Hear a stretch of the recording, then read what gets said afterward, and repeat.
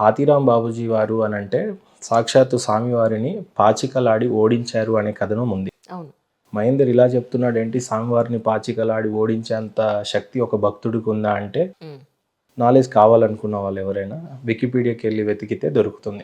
నాకు కూడా తెలియదు యాక్చువల్లీ. అక్కడ ఈయన అంటే దానికి పెద్ద స్టోరీ ఉందన్నారు. అలా అయితే నేను అడుగుతానండి, అప్పుడే చెప్పండి అని చెప్పని ఒక ఎపిసోడ్ పెట్టామన్నమాట దీనికి. అది హాతీరాం బాబూజీ వారి గురించి చెప్పాలి అని అంటే, ఆయన ఉత్తరప్రదేశ్లోని ఒక చిన్న తాండా లాంటి ప్రాంతంలో జన్మించాడు. ఆయన మ్మ్. జన్మించిన తర్వాత స్వామివారి యొక్క తపస్సు చేయాలని ఎప్పటి నుంచో ఆయన కోరుకుంటూ ఇంట్లో వారికి అందరికీ నేను సన్యాసిగా మారదలుచుకున్నానని ఒప్పించడానికి చాలా టైం తీసుకొని, మ్మ్. నాగార్జున వారు కూడా మ్మ్. ఒక సినిమాలో ఈ టాపిక్ తీసుకుంటాడు యాక్చువల్లీ. అవునా? అది కూడా ఉంది. హీరో నాగార్జున గారు ఆ సినిమాలో ఒక సినిమాలో ఉంది. సినిమా పేరు అంత గుర్తులేదు కానీ కథనం అయితే తీసుకున్నాడు. పాచికలు ఆడతాడు, బట్టలన్నీ అక్కడే వదిలేసి వెళ్ళిపోతారు వెంకటేశ్వర స్వామి వారు. ఆహా. ఓం నమో వెంకటేశాయ అంట మా వాళ్ళు చెప్తున్నారు. మరి ఇది అందులో ఉన్న కథనమే. సో ఇట్లా నేను డాట్స్ కనెక్ట్ చేస్తున్నాను అంతే, ఇది సొంతంగా చెప్పాలనేది కాదు. సో వికీపీడియాలో ఆ సినిమాలో లేదా చాలామంది రచయితలు కూడా అక్కడక్కడ రాసినటువంటి కథనాలు కూడా ఎన్నో ఉన్నాయి. మ్మ్. సో ఈయన సన్యాసిగా మారాలి అని కోరుకున్నప్పుడు ఉత్తరప్రదేశ్లోని ఒక చిన్న తాండా లాంటి ప్రాంతంలో తల్లిదండ్రులందరినీ ఒప్పించి అక్కడి నుంచి బయలుదేరి వచ్చేస్తాడు.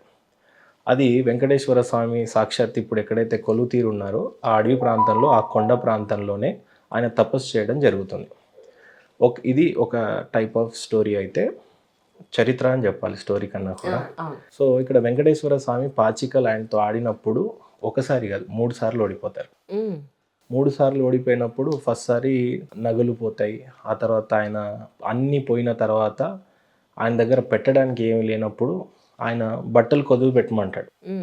భక్తుడు ఏం కోరుకుంటాడు అని అంటే, నీ దగ్గర పోగొట్టుకున్నవన్నీ నగలు పోయినాయి, అన్నీ పోయినాయి కాబట్టి పెట్టడానికి కూడా ఏది లేదు స్వామి అని అంటే, స్వామి వారికి ఆట ఇంకెక్కువ ఆడాలని కోరుకున్నప్పుడు, నేను ఖచ్చితంగా ఆడాలి అనుకున్నాడు, కొదువు పెట్టడానికి మీ దగ్గర ఏది లేదు స్వామి అన్నప్పుడు పైన ఉన్న నగలన్నీ తాకట్టు పెడతాడు. ఆ రోజు ఉన్న నగలు, ఆయన ఒంటి మీద ఉన్న నగలు ప్లస్ ఆయన మీద ఉన్నటువంటి ఆ షాల్ లాంటిది బట్టలు కూడా తాకట్టు పెడతాడు అనమాట. ఆ తర్వాత కూడా స్వామివారు పాచికలాడుతూ ఓడిపోతారు.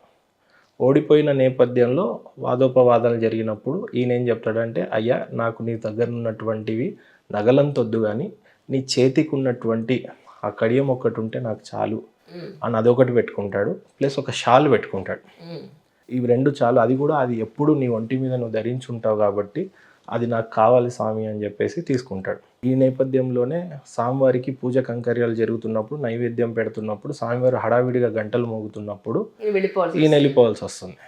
వెళ్ళిపోయిన తర్వాత స్వామివారు ఇప్పుడు ఉన్నది నిజ రూప దర్శనం అని అంటే ఏంటి, మూల విరాట్ అనేది సాక్షాత్తు కలియుగ దైవమే, ఆయనే విగ్రహ రూపంలో కాదు కానీ సాక్షాత్తు ఆయనే కొలువు తీరాడు అనేదే నిజరూప దర్శనం అనేది జరుగుతుంది. నిజరూప దర్శనము అని అంటే ఆయన మీదున్న నగలు ఉండాలి, వస్త్రాలు ఉండాలి, చేతికున్న కడియం ఉండాలి. చేతికున్న కడియం కనిపించదు.